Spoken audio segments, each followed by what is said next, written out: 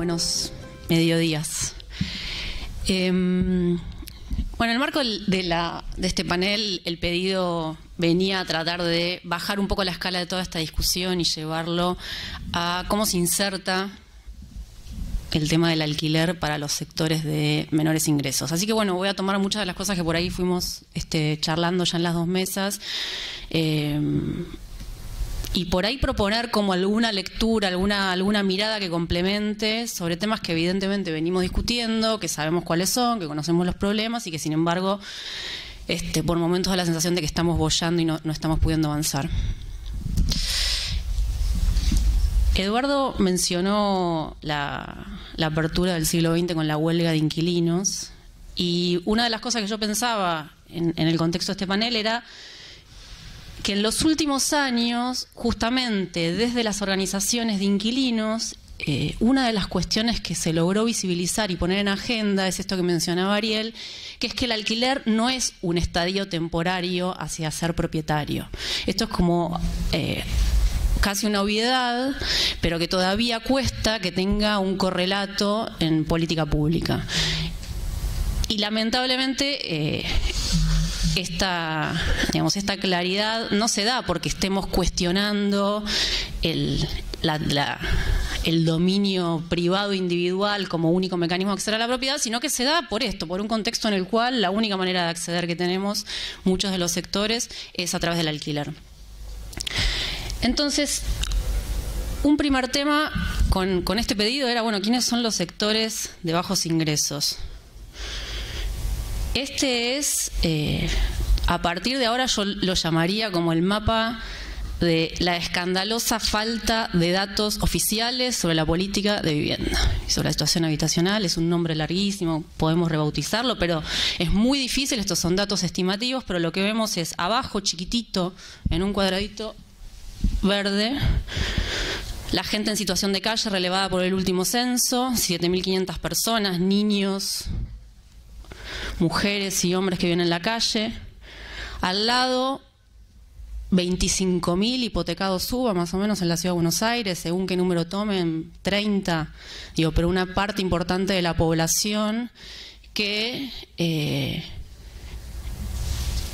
entiende que con sus ingresos que estaban orientados a un alquiler, o entendió, podía destinar una suma similar a un alquiler o un crédito, y hoy en día eso es una bomba de tiempo entre efectivamente acceder a la propiedad y ser desalojado.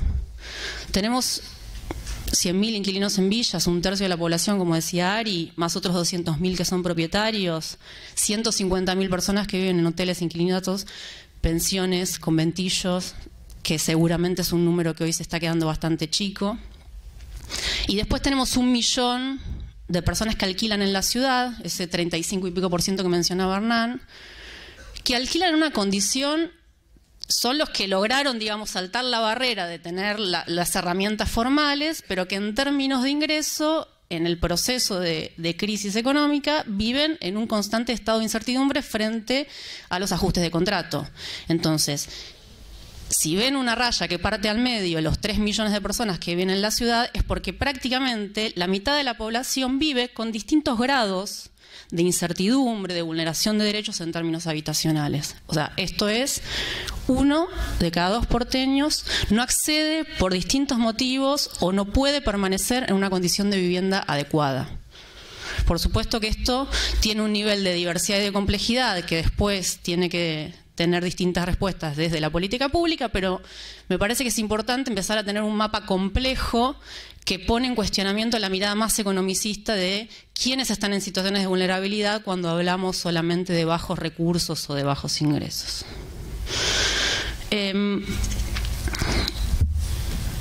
Quedémonos igual un minuto en la mirada más economicista. Son los valores de la variación interanual, medidas en el primer trimestre de este año, de los alquileres en la Ciudad de Buenos Aires.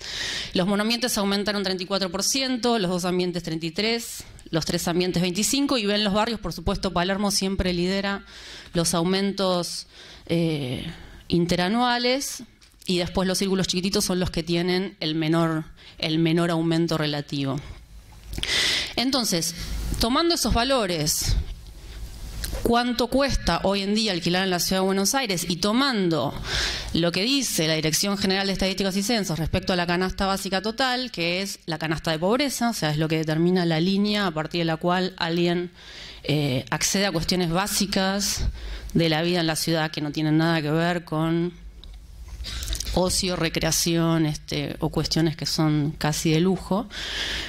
Si miramos esa foto hoy en día y asumimos que en un monoambiente vive una persona, que en un 2 ambientes más o menos vive una pareja y que en un 3 ambientes podría vivir una pareja con 2 niños, hoy tenemos que para alquilar un monoambiente alguien tiene que ganar por lo menos 20.000 pesos, un 2 ambientes 40.000, no, 30.000 y un 3 ambientes 48. Entonces, ¿quiénes están en condiciones de alquilar un departamento hoy en la Ciudad de Buenos Aires? 40% de la población, medida en el mismo primer trimestre, tiene ingresos menores a 20.000. 40% de la población de la ciudad. Ingresos que no es necesariamente salario. Cuando hablamos de ingresos hablamos de múltiples fuentes, que no es necesariamente ser un asalariado con un recibo en blanco. Entonces, ¿de qué hablamos cuando hablamos de brecha para alquilar? Por un lado tenemos ese 1,5 millones de personas que resuelven mejor o peor su situación habitacional, pero que en algún punto y de vuelta con un gradiente enorme necesitan una respuesta de vivienda adecuada. Y por otro lado tenemos una cantidad de porteños que solamente desde una mirada económica, y vuelvo a insistirlo, con estadísticas que son muchas veces polémicas, porque digamos, como los precios que a veces arman, por ejemplo, la canasta básica, me gustaría encontrar esos supermercados donde compran los que arman la canasta básica. Pero incluso en ese piso de mínima estamos en un panorama bastante complicado. Entonces, a pesar de que para muchos sectores de la sociedad los ingresos, sus ingresos económicos relativos están disminuyendo en este contexto y que pierden mucha capacidad para poder afrontar gastos como lo del alquiler, de los cuales, insisto, es una parte muy importante de los ingresos hoy en día. Tenemos algunas estadísticas informales como la de inquilinos agrupados que recoge testimonios de gente que destina 50% de sus ingresos a un alquiler. Es fundamental subrayar, incluso en este contexto, que el desfasaje entre el ingreso y la vivienda, entre lo que una familia tiene y cuánto le destina a pagar su hogar, no es necesariamente o no es principalmente un problema económico, sino, como bien lo mencionaba Eduardo, es un problema de un mercado inmobiliario completamente desregulado, donde el precio de la vivienda se mueve en función de expectativas de valorización, no de dinámicas que tienen que ver con la economía local. Ahí vemos un corte de 2014-2018. El metro cuadrado, que es lo que ven arriba, en dólares, aumentó 40% en la Ciudad de Buenos Aires.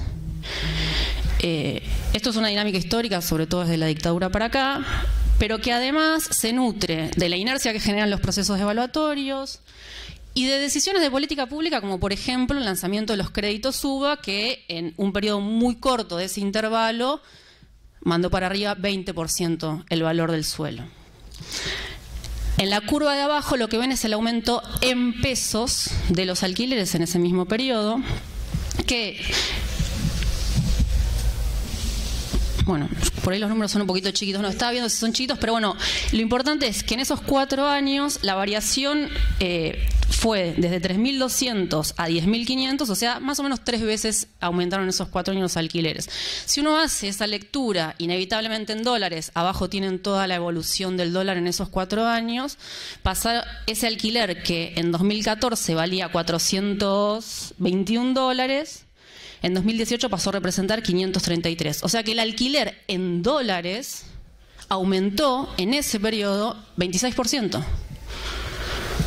Agarren su calculadora y hagan la cuenta de cuánto aumentaron sus ingresos en esos 4 años y lloren. No sé. ¿Cuánto aumentaron? Punto. Bueno, frente a este escenario, entonces, ¿cuál es la respuesta desde la política pública? Hernán estuvo contando bastante cuáles fueron las medidas que se tomaron en estos últimos años del gobierno de la ciudad para trabajar el tema de los alquileres. En líneas generales, el programa que comentaba de garantías para trabajar sobre lo que son las barreras de acceso de acceso a un contrato de alquiler, servicios de asesoría legal, la gratuidad de las certificaciones, un aporte que también salió de la mesa de alquileres, que fue elaborar un contrato modelo, o sea, que pudiera haber una referencia sobre cómo gestionar ese acuerdo entre partes. Todo producto de, o posterior a la sanción de la ley de la 58-59, la famosa ley de la comisión la paga el dueño, que fue la que derivó en esta mesa que generó una serie de recomendaciones. Entonces, muchas de esas recomendaciones se plasmaron en alguna de estas iniciativas. Hay dos temas que quedaron fuera de agenda. Uno, que lo mencionaban también, lo tomó Ari, fue el de las viviendas ociosas. En 2 años, lo único que sabemos hoy es que hay 140.000 viviendas, que era lo que marcaba recién. No sabemos no solo la situación dominial, no sabemos la concentración de la propiedad que eso implica, no sabemos dónde están localizadas. Entonces, por supuesto que el avance en ese sentido de la mesa que hizo el estudio es re interesante, y porque aparte se definió un campo metodológico que sienta un precedente sobre cómo se mide una vivienda ociosa y cómo es posible sistematizar, pero en 2 años eso fue lo único que se pudo avanzar. El otro tema que salió de las recomendaciones de la mesa de alquileres y sobre el cual no hubo, digamos, nada, ninguna novedad, es el registro obligatorio de los contratos. Es decir, que todas las inmobiliarias y los corredores inmobiliarios tuvieran la obligación de registrar los contratos de alquiler en algún organismo público.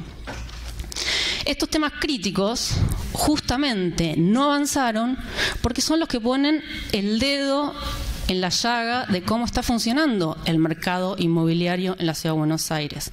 No es casual que las iniciativas y acciones que se hayan podido desarrollar del gobierno hayan ido a resolver o a tratar de dar soluciones a algunas de las situaciones más importantes de los inquilinos, pero que las cuestiones que tocan otro tipo de intereses no hayan avanzado.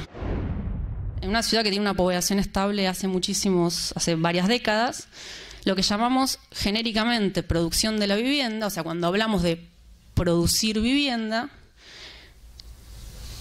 en realidad de lo que estamos hablando es de un modo que hoy es preferencial de circulación del capital. Entonces, producir vivienda hoy es un eufemismo de cómo capitales de las más diversas fuentes encuentran en la producción del espacio urbano una forma de extraer renta. No me parece mal el atrevimiento, estando en la Facultad de Economía, recuperar esta tristemente vigente fórmula de dinero, mercancía, dinero prima, y de ahí venía la prima, en el sentido de que la vivienda hoy está en el medio de ese proceso y la vivienda es justamente la condición de posibilidad de esa prima, de que el dinero que entra en una punta del proceso y a través de la producción de espacio urbano permite una renta extraordinaria, es justamente la producción de esa vivienda. Prima se nutre del tipo de espacio urbano que se está produciendo dominantemente en Buenos Aires, que tiene distintos usos, se destina para vivienda, se destina para oficina, que puede ocuparse o puede permanecer ocioso, eso es indistinto, pero que en definitiva para lo que sirve es para generar renta. Y en ese proceso, aparte, hay una cuestión interesante, que es que aparecen nuevos actores que no tienen, de vuelta, no entran en este proceso desde una lógica que tiene que ver con la economía y con los procesos sociales locales. Ahí es muy interesante. Hoy, por suerte, está habiendo un montón de reflexiones sobre quién es esa red y ese mapa de agentes que están produciendo ciudad y que están atrás de lo que en el último eslabón de la cadena es el aviso que yo veo para alquilar un departamento. En la medida en que este proceso avanza, digamos, necesita estar en continuo movimiento. Es decir, la única manera de que esa reproducción de capitales que se invierten en la producción de espacio urbano siga y siga es que no pare. Incluso en los momentos de crisis como los que estamos viviendo en el último tiempo. El año pasado, y esto es sugestivo, porque los datos publicados de la Dirección General de Estadística y Censos dicen que del millón más o menos de metros cuadrados que se produjo el año pasado en la ciudad, 55% fueron para vivienda suntuosa y lujosa, y recién en la presentación de Hernán decía 69%.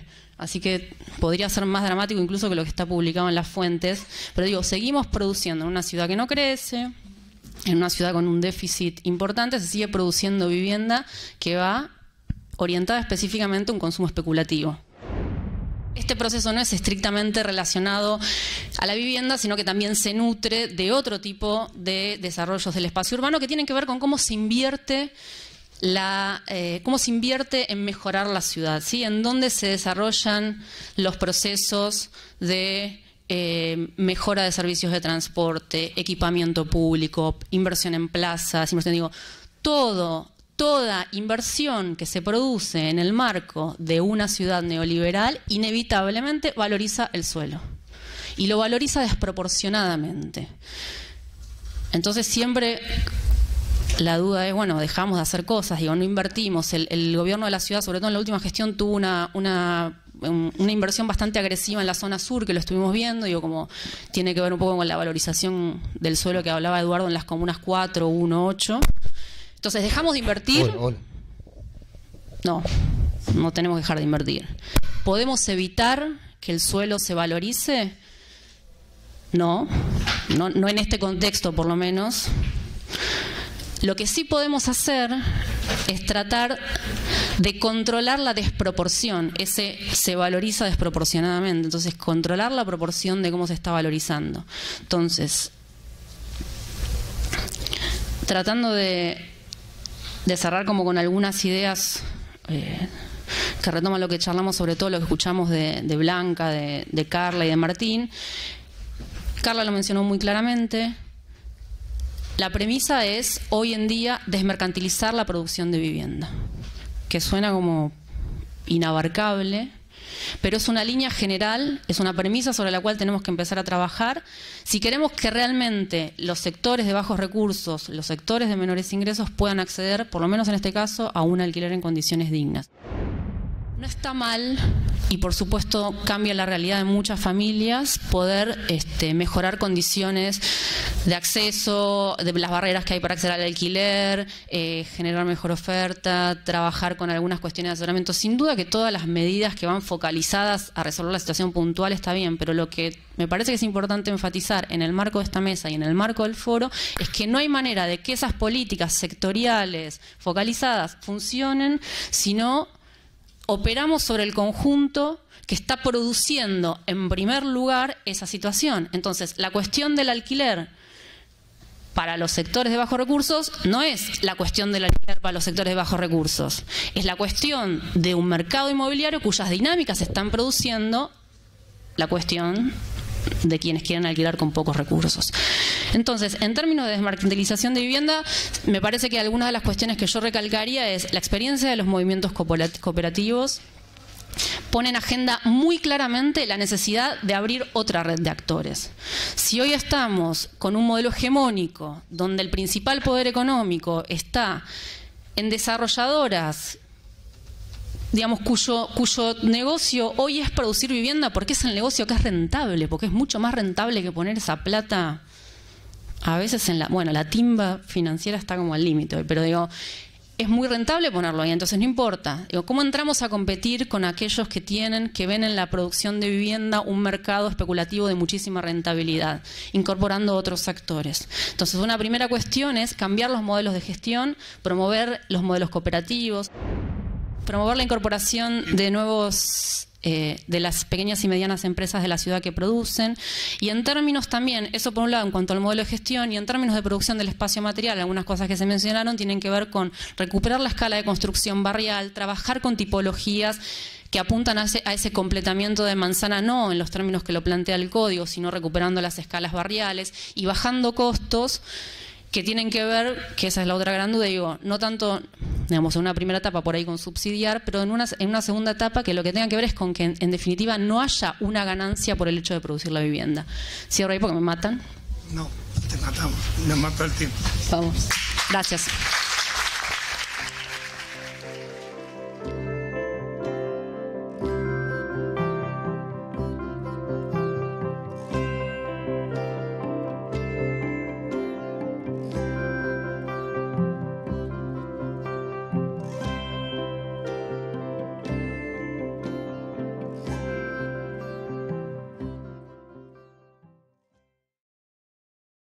making. For more than 350 years, we are manufacturers and distributors. We design materials and solutions that have a tangible, positive impact on people's lives. The world. We are a worldwide, multi-local organization with a global ambition to protect our planet and invent a more sustainable future. A better, dedicated with continuously improving and innovating. We care about our employees, our customers, and our communities. Home. We build places that spark dreams and aspirations. And we work every day to make the world a more beautiful and more sustainable home for us all to live in. Making the world a better home. That's our purpose.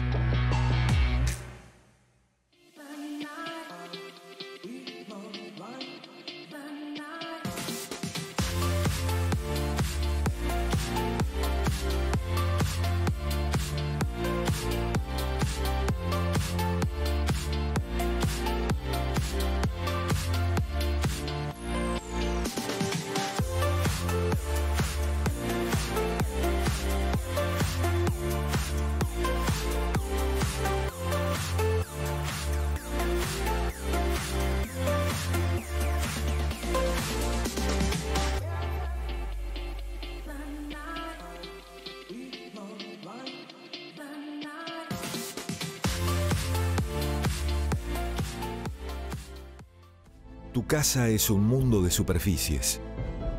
Algunas son cálidas, otras frías y elegantes. Están las rústicas y las que lo cubren todo. Y a cada una las protege un producto Petrilac, líder en protección de superficies.